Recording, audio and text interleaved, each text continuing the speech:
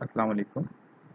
My name is Dr. Sayyid Ahmed Bilal Bukhari, and we have been discussing about tumors for last couple of lectures before the vacations, and today we are going to discuss the last aspect of bone tumors, that is malignant tumors.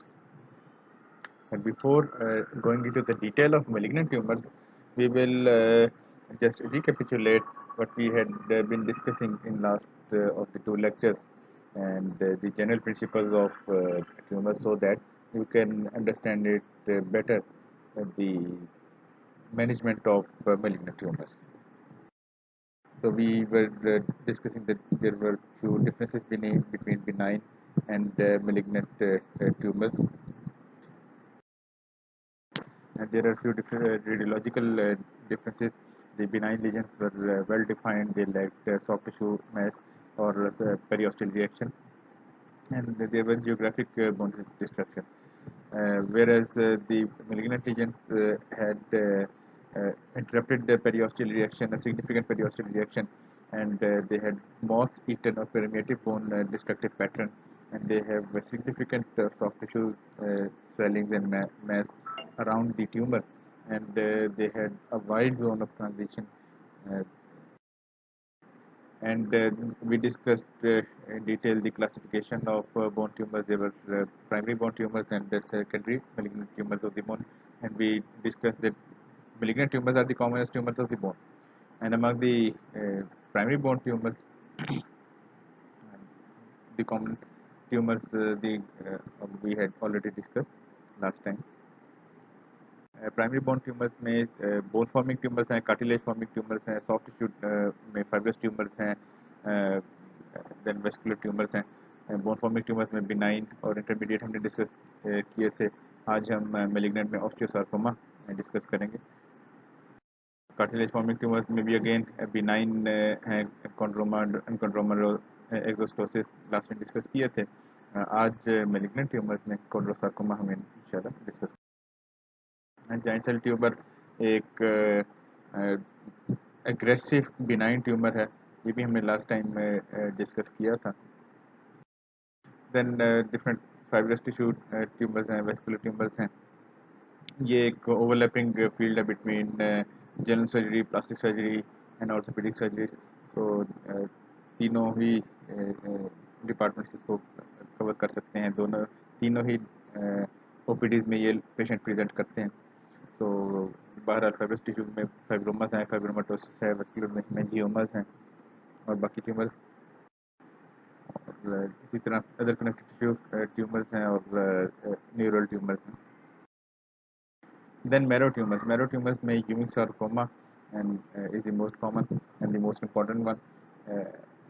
बाकी rare tumors में neuroectodermal tumors हैं, primary और secondary lymphomas हैं, and myelomas हैं। Myelomas में most common multiple myeloma। Then we discussed about the approach towards the diagnosis। किसी भी tumour की तरह बोन ट्यूमर्स में भी जो अप्रोच है वो क्लिनिकल एग्जामिनेशन से स्टार्ट होती है। क्लिनिकल एग्जामिनेशन पे सस्पिशन होती है, then we solidify our suspicion and वो कहते हैं शक से यकीन का सफ़र जो है वो क्लिनिकल एग्जामिनेशन से स्टार्ट होता है और इमेजिंग से बाकी इन्वेस्टिगेशन से होता हुआ जाता है, जिसमें इमेजिंग भी है, लैब इन्वेस्टिगेशन हैं और ultimately biopsy most important investigation जो किसी भी ट्यूमर को कंफर्म करती है। ऑर्थोपेडिक सर्जरी में बोन ट्यूमर्स में imaging is the cornerstone of diagnosis and early diagnosis, specially उसमें रेडियोग्राफ्स हैं, सीटी स्कैन है, एमआरआई है, बोन स्कैन्स हैं एंड आर्टीरियोग्राम्स हैं। रेडियोग्राफ जब एग्जैक्टली लोकेशन ऑफ ट्यूमर, उसके बॉर्डर्स, उसके पैटर्न, उसके मैट्रिक्स फॉर्मेशन, पेरियोस्टल रिएक्शन को डिपिक्ट करते हैं। एमआरआई और investigation of radiological investigation of choice for benign or and even malignant tumors, so to see the intramedullary extension bone के अंदर कितना फैले हैं, देन सॉफ्ट टिश्यू एक्सटेंशन यानी बोन से बाहर कितना फैले हैं, और सराउंडिंग न्यूरोवेस्कुलर स्ट्रक्चर पे कोई कंप्रेशन या उनको भी घेरे में तो नहीं ले लिया, उनको भी इन्वॉल्व तो नहीं कर लिया, उनको भी तो इन्वेड नहीं कर लिया। कैन बोन के ट्यूमर्स देखने के लिए काम इस्तेमाल होता है। स्पेशल इंडिकेशन है, चंद इंडिकेशन है, चंद बिनाइन ट्यूमर स्पेशली ऑस्टियोमा में वो इन्वेस्टिगेशन ऑफ चॉइस है। बाकी बोन ट्यूमर्स देखने के लिए कम इस्तेमाल होता है। इसका यूज़ उसके मेट्स देखने के लिए, स्पेशली परमनरी मेट्स देखने के लिए ये ज़्यादा इस्तेमाल होता है।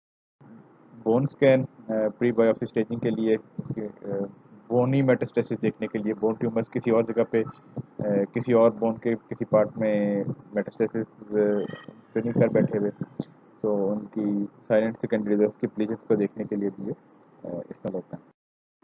लैब इन्वेस्टिगेशन अगेन कुछ हैं जो ट्यूमर्स के लिए हम इस्तेमाल करते हैं, वो हम अलग डिस्कस ऑलरेडी कर चुके हुए हैं, कुछ हम डिस्कस करेंगे। बायोप्सी के बारे में हमने डिस्कस किया था कि बायोप्सी की दो टाइप्स हैं, close biopsy and open biopsy. Close biopsy की फर्दर दो टाइप्स हैं, FNAC बोन ट्यूमर्स में जिसका एक लिमिटेड रोल है, और then needle biopsy, true cut biopsy.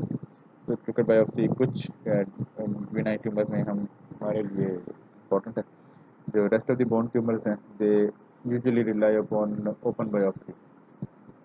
दो टाइप्स हैं, incisional biopsy and external biopsy. Incisional biopsy में you just give an incision, take just a part of the tumor and do histopathology and identify the tumor। जबकि external biopsy में भी you have a suspicion और pre surgical diagnosis, surgery से पहले आपके पास एक diagnosis तकरीबन कंफर्म्ड होता है।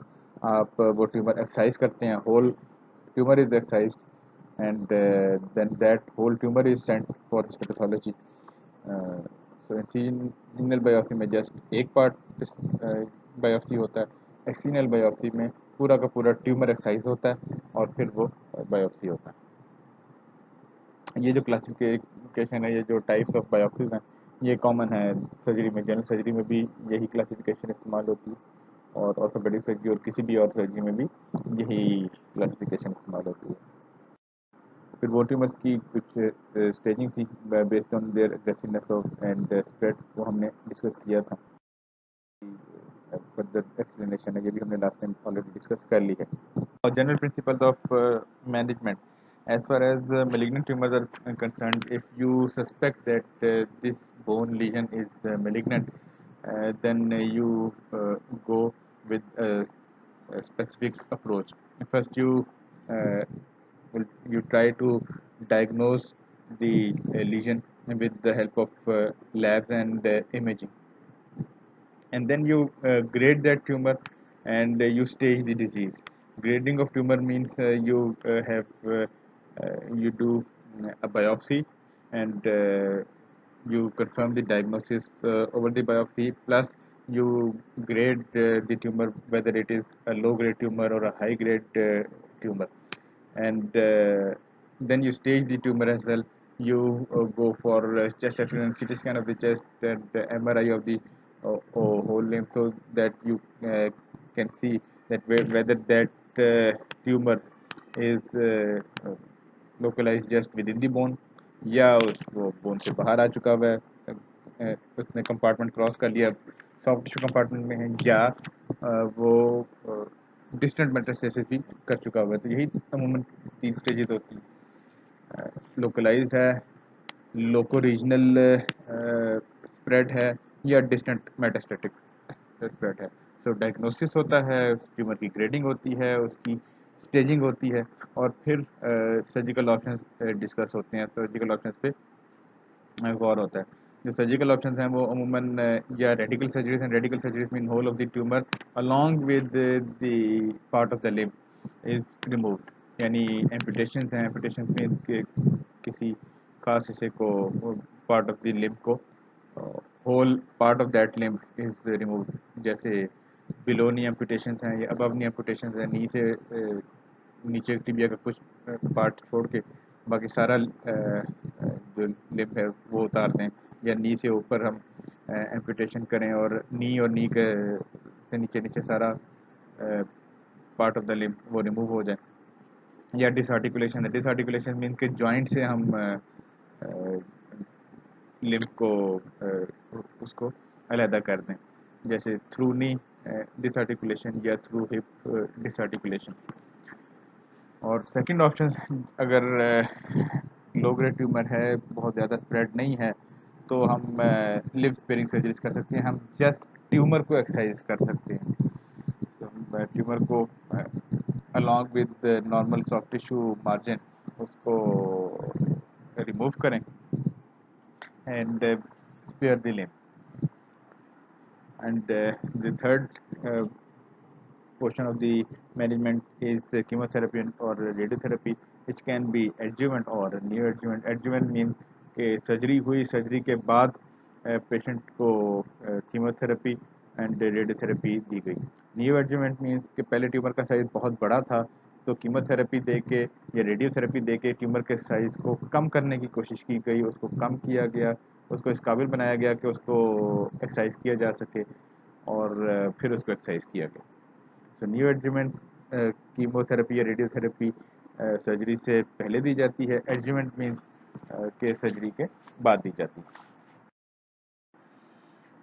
Now we will discuss few commonest bone malignant tumors, and the commonest among the common is osteosarcoma, famously common tumor. Osteosarcoma is a bone forming malignant tumour. जब हमने classify किया था तो हमने कहा था कि जी बोन फॉर्मिंग ट्यूमर्स हो सकते हैं, कार्टिलेज फॉर्मिंग ट्यूमर्स हो सकते हैं, कुछ ऐसे ट्यूमर्स हो सकते हैं जो जी बोन की तरीके के लगते हैं या बोनी टिश्यू बनाते हैं। कुछ ट्यूमर्स ऐसे हैं जो कार्टिलेज बनाने वाले जो सेल्स हैं उनसे अराइज करते हैं और उनकी ओरिजिन कार्टिलेजिनस है, वो कार्टिलेज फॉर्मिंग ट्यूमर्स हैं, उनकी एबनॉर्मल ग्रोथ है। सो कुछ मेडलरी कैविटी के अंदर अगर कुछ सेल्स हैं उनकी एबनॉर्मल ग्रोथ है। सो लाइकवाइज हम ये डिस्कस करेंगे। So osteosarcoma is a tumour that is characterised by the production of osteoid. Osteoid is a hallmark tissue uh, uh, representative of bone. ये बोनी टिश्यू का रिप्रेजेंटेटिव है। बोनी टिश्यू में ऑस्टियोइड बनता है। बोनी टिश्यू के जो दो पार्ट्स हैं जिनमें एक ऑस्टियोसाइड्स हैं और उसका साथ सपोर्टिव स्ट्रक्चर है, वो तो supportive structure is osteoid. So tumour that produces osteoid in excessive amount is an osteosarcoma. So this is a tumor which is characterized by production of osteoids by malignant cells, and it is the second most common primary bone tumor. You know what is the most common primary bone tumor? The most common primary bone tumor is multiple myeloma, which is primarily a blood cancer. So most common bone tumors, bone tumors, इसको दोबारा मेरे फिक्रे को गौर से सुनिएगा। Most common bone tumors are secondaries in the bone. Most common primary bone tumors are multiple myelomas, and second most common primary bone tumor is osteosarcoma. अमूमन ये young patients की disease है। जब अभी हम आगे कार्टिलेज फॉर्मिंग मैलिग्नेंट ट्यूमर यानी कॉन्ड्रोसarcoma की बात करेंगे तो हम ये डिस्कस करेंगे कि वो अमूमन लेटर एज ग्रुप की डिजीज़ है। ऑस्टियोसार्कोमा यंग पेशेंट्स की डिजीज़ है, 10 to 20 ईयर्स, टीनेजर्स। इनके आसपास अगर एक पेशेंट आपके पास बोन ट्यूमर के साथ प्रेजेंट करता है तो पहली सस्पिशन जाती ही ऑस्टियोसार्कोमा की तरफ है। एक वाहिद एक छोटी सब टाइप है ऑस्टियोसार्कोमा की, पर ऑस्टियोसार्कोमा जो थर्ड एंड फोर्थ डेकेड में होता है। अदरवाइज मोस्ट कॉमनली ये यंग पेशेंट्स की डिजीज मेल्स में ज़्यादा होता है, और most common location is around the knee joint, that means distal femur और proximal tibia. Radiographic appearance is classical.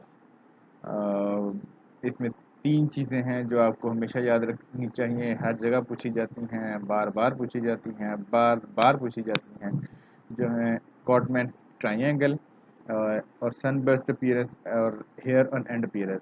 इसमें आप देख सकते हैं कि जैसे ट्यूमर ग्रो करता है तो वो ऊपर वाली पेरियोस्टियम को उठा देता है, और ऊपर वाली पेरियोस्टियम को उठा देता है।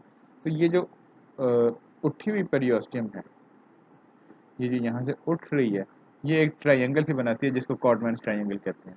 और दूसरा आप देख सकते हैं कि बोन से कुछ शुआएं निकलती हुई नज़र आ रही हैं, जैसे सूरज तुलू होते हुए एक शुआएं निकल रही होती हैं सूरज में से। तो वो ये एक सन वेस्ट अपीयरेंस है, जैसे सूरज तस्वीर में बनाया जाता है, या प्री वर्ल्ड वॉर टू जो जापान का, जैसे उसका जो झंडा था, आप देखेंगे जिसमें उसमें सूरज में से शुआएं निकलती हुई नज़र आती थी, उसी तरीके से यहाँ पे भी बोन में आपको शुआएं निकलती हुई नज़र आएंगी। ये sunburst appearance, this is classical sunburst appearance. तो ये दोनों ये पेरियोस्टियल रिएक्शंस के टाइप्स हैं। पेरियोस्टियम, ये दोनों sunburst appearance and Codman triangle, ये ऑस्टियोसार्कोमा का पेरियोस्टियल रिएक्शन है। अब आपको शायद वो बात समझ में आए, हमने पिछली दफ़ा जो बिनाइन ट्यूमर्स डिस्कस किए थे, आप देखेंगे कि उनमें मां सिवाय जाइंट सेल ट्यूमर में किसी जगह के ऊपर आपको कॉर्टिकल ब्रीच नज़र नहीं आता, किसी जगह के ऊपर आपको ऐसा पेरियोस्टियल रिएक्शन नज़र नहीं आता, और ना ही ये जो सॉफ्ट टिश्यू मैस है बोन के पीछे, नी के पीछे इतना बड़ा एक जो गोमड़ निकला हुआ होगा, जो सॉफ्ट टिश्यू स्वेलिंग होगी, वो आपको नज़र नहीं आती किसी भी नाइन ट्यूमर में, मासिवा जॉइंट सेल ट्यूमर के। लेकिन यहाँ पे आपको एक बड़ा एक्जुबरेंट और एक्सेसिव किस्म का पेरियोस्टियल रिएक्शन नज़र आता है। ये सारा का सारा पेरियोस्टियम फैला हुआ, ये सारी पेरियोस्टियम फैली हुई है, यहाँ पे भी ये सारी पेरियोस्टियम फैली हुई है। So this periosteal reaction, these are classical of malignant tumors। और जो हमने शुरू में डिस्कस किया था कि बिनाइन और malignant की जो डिफरेंसेस होते हैं रेडियोलॉजिकल, इसमें आपको बोन में एक कॉर्टिकल ब्रीच भी नज़र आता है। ये कॉर्टिकल ब्रीच है बोन में, बोन की कॉर्टेक्स आप चलते हैं, ये यहाँ पे कॉर्टेक्स इंटैक्ट है, यहाँ पे कॉर्टेक्स इंटैक्ट है, यहाँ पे आपको कॉर्टेक्स जो है इंटैक्ट नहीं मिलती, और ऊपर एक्जिबरेंट पेरियोस्टियल रिएक्शन नज़र आता है। Again, classical. This is Codman's triangle. This is Codman triangle. The periosteum had been lifted by the tumor. Tumour grow किया, उसने ऊपर वाली पेरियोस्टियम उठा दी, बाहर की तरफ उसने उसको धक्का दिया, वो जो पेरियोस्टियम उठ गई, वो कॉटमैन ट्रायंगल बन गया। ये कॉटमैन ट्रायंगल है, और ये क्लासिकल सनबर्स्ट अपीयरेंस है। ऐसे ऐसे ये सनबर्स्ट अपीयरेंस है, और हेयर ऑन एंड अपीयरेंस है। किसी के खारपुष्ट के सर पे बाल निकले हुए हैं, या खारपुष्ट की जो उसके कांटे होते हैं उसके तरीके के। इन्वेस्टिगेशंस अगेन ऑर्थोपेडिक सर्जरी है, बोन ट्यूमर्स हैं, तो सबसे पहले तो plain radiographs and CT scan and MRI, जो रेडियोलॉजिकल इन्वेस्टिगेशन है वो मोस्ट इम्पॉर्टेंट हैं। उनमें प्लेन रेडियोग्राफ्स, फिर उसके बाद एमआरआई। एमआरआई आपको बताता है अगेन कि मेडलरी एक्सटेंशन कितनी है, सॉफ्ट टिश्यू एक्सटेंशन कितनी है, और न्यूरोवेस्कुलर स्ट्रक्चर के ऊपर कितनी कंप्रेशन है। बोन स्कैन आपको बताएगा कि ये डिस्टेंट एरियाज में बाहर किसी और टिश्यूज़ में स्प्रेड तो नहीं कर गया हुआ। सीटी स्कैन चेस्ट के लिए इम्पॉर्टेंट है कि सीटी स्कैन चेस्ट का देखा जाए, और उसमें देखें कि पल्मोनरी मेटास्टेसिस तो नहीं है। बोन स्कैन आपको बोनी मेटास्टेसिस बताता है, सीटी स्कैन चेस्ट आपको पल्मोनरी मेटास्टेसिस बताएगा। Treatment again new adjuvant chemotherapy अमूमन दी जाती है, क्योंकि ये तेज़ी से फैलते हैं, इनका साइज़ बड़ा होता है। आप न्यू एडजुवेंट कीमोथेरेपी दे के इनका साइज़ रिड्यूस करते हैं, श्रिंक करते हैं, so that an attempt can be made for sparing of limb can be spared and tumour can be excised. So neoadjuvant chemotherapy दी, ट्यूमर का साइज श्रिंक किया, फिर उसके बाद उसकी सर्जरी है, जो कि वाइड लोकल रिसेक्शन भी हो सकती है, और अगर स्टिल बहुत बड़ा साइज है तो रेडिकल सर्जरी भी की जाती है। और फिर उसके बाद अगेन एडजुवेंट कीमोथेरेपी भी है। पहले नियो एडजुवेंट कीमोथेरेपी दी, फिर उसके बाद रिसेक्शन की, रिसेक्शन के बाद एडजुवेंट कीमोथेरेपी भी दी जाती है। तो ये इसका ट्रीटमेंट है। Now second, chondrosarcoma. Osteosarcoma was bone forming tumor, chondrosarcoma is a cartilage forming tumor. हमने कहा था कि ऑस्टियोसार्कोमा यंग पेशेंट की डिजीज़ है, टीनेजर्स की डिजीज़ है, कॉन्ड्रोसार्कोमा ज़रा बड़ों की डिजीज़ है, 40s, 50s, 60s. So these are the usual ages at the time of presentation. And the location tumor can be at any location, but uh, 2-3 sites are very common. pelvis में बड़ा common है जी, और hands में। अगर आपको याद हो तो हमने एक बात जब बिनाइन ट्यूमर्स में हम थे और हमने बिनाइन कार्टिलेज फॉर्मिंग ट्यूमर्स की बात की थी, तो हमने इनकॉन्ड्रोमास और ऑस्टियोकॉन्ड्रोमास की बात की थी। हमने कहा था कि जी enchondromas are commonest tumours in hand. So जब कॉमनेस्ट ट्यूमर हैंड्स की बोन का इनकॉन्ड्रोमा है, तो वो अगर मेलिग्नेंट ट्रांसफॉर्मेशन लेगा तो कॉन्ड्रोसार्कोमा ही बनेगा ना। सो दैट्स व्हाई हैंड की या हैंड की बोन्स की कॉमनेस्ट मेलिग्नेंसी इज कॉन्ड्रोसार्कोमा।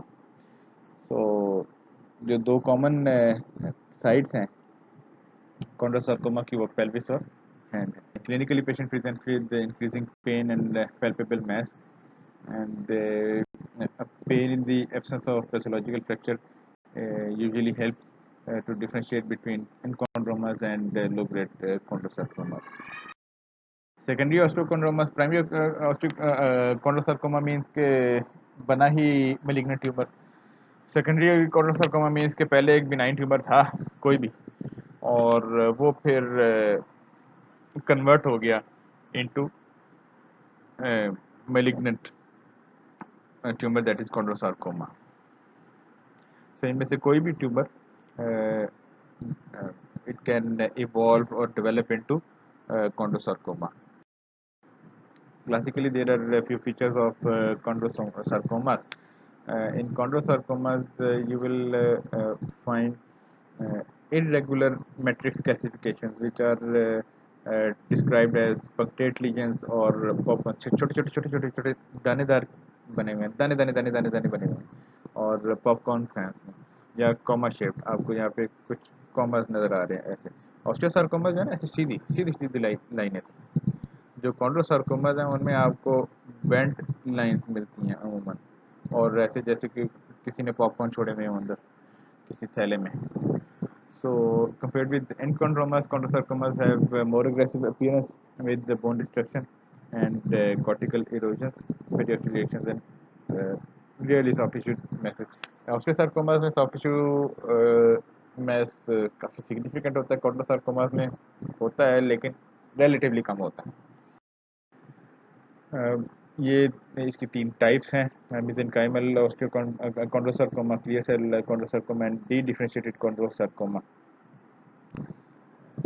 आप देख सकते हैं कि इसमें कॉन्ड्रोसार्कोमा में आपको यहाँ पे एक पॉपकॉर्न मिलता है, यहाँ पे भी आपको पॉपकॉर्न मिल रहे हैं, और ये डी डिफरेंशिएटेड है, ये लिटिक लीजन है, और इसमें सारी बोन खाली हुई है। Treatment of chondrosarcoma, if on biopsy they turn out to be low grade, then extended curettage with the use of intraoperative adjuvant treatment. Adjuvant treatment means कि कुछ और chemicals डाल के या कुछ और electric cautery या chemical cauterization से ट्यूमर को वहाँ पे जला दिया जाए, वहाँ पे ट्यूमर सेल्स को तबाह कर दिया जाए। एक्सरसाइज कर दें, जितना आपको नज़र आता है जो आप निकाल सकते हैं निकालने, जो पीछे आप जो बेड बन जाता है, ट्यूमर बेड बच जाता है, जो पीछे टिश्यू बच जाता है, उसको आप कुछ केमिकल कॉटरी से या इलेक्ट्रिकल कॉटरी से या और कुछ और केमिकल्स यूज़ करके उन सेल्स को, ट्यूमर सेल्स को जला दें। And if tumor is high grade, then wide or radical resection is the only treatment. And if it is high grade and it has spread into different tissues, then as palliative treatment, radiotherapy can also be used. Then third, Ewing sarcoma. ये तीन common bone tumours, common malignant tumours हैं bone के, और यही तीन हमने discuss करने थे, ऑस्टियोकॉन्ड्रोमा, कॉन्ड्रोसार्कोमा एंड यूविंग सार्कोमा। मैंने बताया कि ऑस्टियोसार्कोमा टीनेजर्स की डिजीज़ है, कॉन्ड्रोसार्कोमा ज़रा बड़े एडल्ट्स की डिजीज़ है, यूविंग सार्कोमा बच्चों की डिजीज़ है। And it is just like other blue cell tumors, blue cell tumours आई के हों या किडनी का हों या स्पाइन के हों, तो उन्हीं की तरीके से यूविंग सार्कोमा, जो कि एक कह सकते हैं आपके, ये भी एक ब्लू सेल ट्यूमर्स की ही एक किस्म है, तो ये भी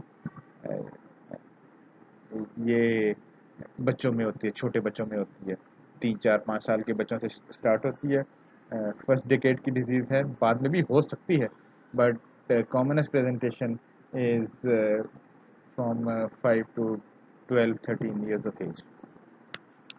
and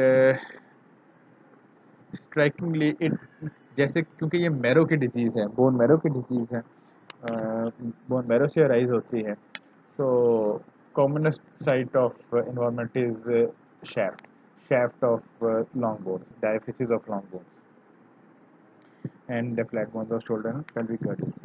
Males are affected more. It has strikingly uh, common features of infection. इसकी प्रेजेंटेशन बहुत ज़्यादा मिलती हैं इन्फेक्शन से, ऑस्टियोमाइलाइटिस से या सेप्टिक आर्थराइटिस से। आपको पेशेंट, एक छोटा बच्चा जब आपके पास 10 साल 12 साल 14 साल 5 से साल की उम्र से लेकर 10 12 14 साल की उम्र तक एक बच्चा आता है और उसको पेन है, उसको फीवर है, उसकी लोकल जो लिम्ब है वो रेड है, स्वोलन है, टेंडर है, तो commonest thing which comes into your mind is infection, osteomyelitis. लेकिन इसके साथ साथ एक कहने के एक डिफरेंशियल डायग्नोसिस में हमेशा यूविंग सार्कोमा भी आपके साथ रहता है। यूविंग सार्कोमा हमेशा आपके माइंड में रहना चाहिए कि हाँ, ये ऑस्टियोमाइलाइटिस भी हो सकता है, लेकिन ये यूविंग सार्कोमा भी हो सकता है। सो और आप इन्वेस्टिगेशन करवाते हैं, उसमें TLC भी बड़ा होता है, उसमें ESR भी बड़ा होता है, उसमें CRP भी रेज्ड होता है।